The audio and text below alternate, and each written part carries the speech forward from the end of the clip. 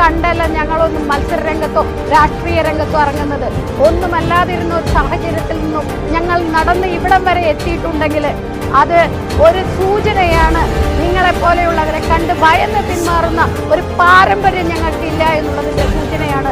പ്രിയപ്പെട്ട മക്കളെ, പഠിക്കാനാണ് കോളേജുകളിൽ പോകേണ്ടത്. കുറഞ്ഞത് മറ്റുള്ളവരെ ബഹുമാനിക്കാനുള്ള പഠിപ്പെങ്കിലും നിങ്ങൾക്കുണ്ടാവാൻ ഞാൻ പ്രാർത്ഥിക്കുകയാണ്.